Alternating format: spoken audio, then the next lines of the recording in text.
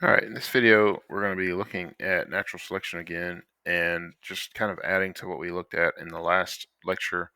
Um, and not a whole lot going on in this particular lecture.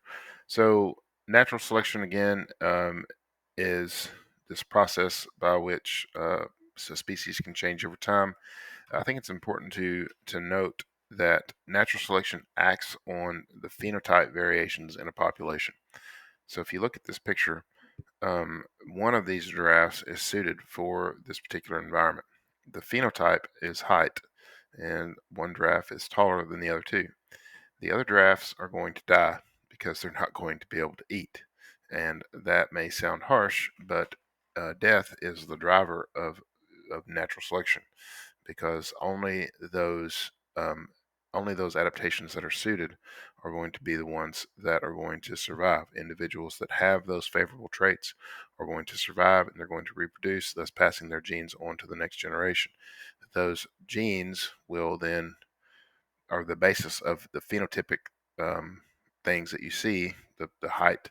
And so what would you expect?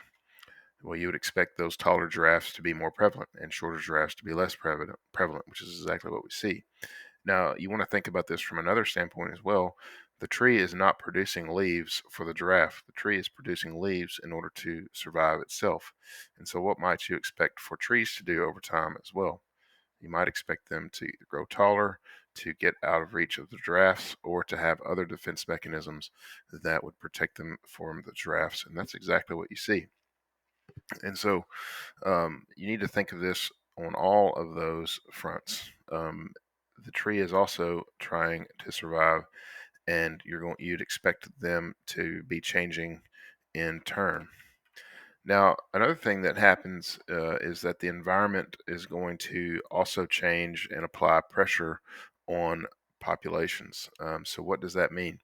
You hear this a lot in this sort of conversation. This idea of selective pressure, or selection pressures in this context, and essentially what that means is any kind of factor in the environment, whether it be a biotic factor or an abiotic factor that is influencing survivability. It could be climate, it could be predation, it could be disease, it could be food availability, it could be anything. Changing environments introduce different selection pressures on a population.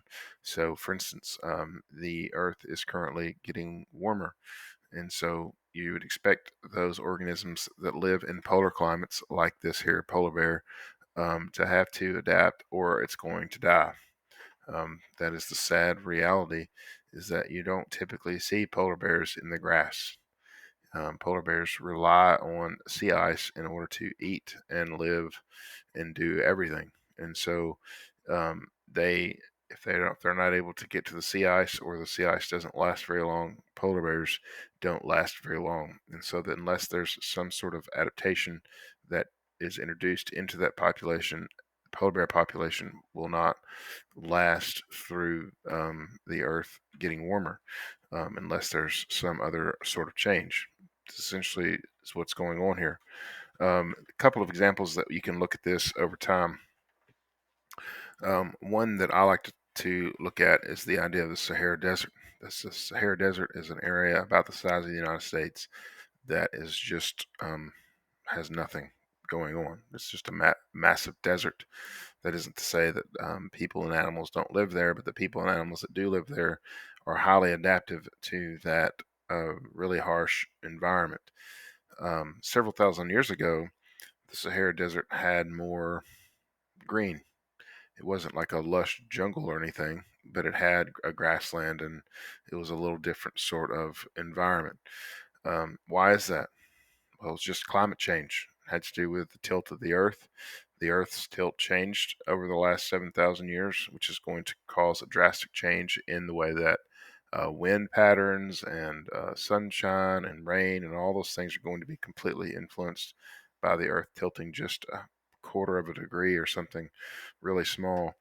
And so that shift in the Earth's tilt has affected the climate, and only those that are able to survive are going to make it. And so this is what you'd expect to see, right? You'd expect to see plants and animals that are adapted to that particular environment and are able to survive. If they're not going to be there. You know, if I move to the Sahara, I am ill adapted to live there. And so, because I have not gotten used to that, I am more adapted to a temperate environment. And so, you would only expect to see things that are adapted to that particular environment. Another example is this idea of DDT resistance. DDT is a pesticide. It was banned in the US in 1972. This is an interesting ad talking about how wonderful DDT is for us, and it's neat to see the chicken on there because DDT is particularly bad for birds because well, basically, birds eat bugs. Bugs eat really small things. Those really small things have DDT in them. When a chicken eats bugs, it ends up getting a lot of DDT in it, and it's bad for their eggs. It's bad for their reproductive abilities, and not just chickens, but mostly birds of prey like eagles. Eagle populations almost went extinct in the 60s and 70s because of DDT, and so DDT was banned. But what would you expect to happen in other countries that are currently not using or currently not banned DDT and are using it to get rid of their insects? Well, you would expect insect populations to change over time, right? And that's exactly what's happened. You have insects that are becoming DDT resistant because you're going to kill all the bugs that are DDT susceptible, and those that have a mutation that allow them to live through DDT are going to live, and those are going to reproduce, and more bugs are going to become DDT resistant, thus limiting the effects of this particular pesticide. This is evolution that we have caused as a species. You see this with a lot of different things. Think about plants like herbicides. Farmers spray their field with Roundup, kills all the weeds. They have Roundup ready cotton or soybeans, and those plants live. What would you expect the weeds to do over time? You'd expect the weeds to also become Roundup ready, and that's exactly what's happened. And so these are just examples of, even though it's been caused by humans, it doesn't make it any less natural selection. And so just examples of that happening even now.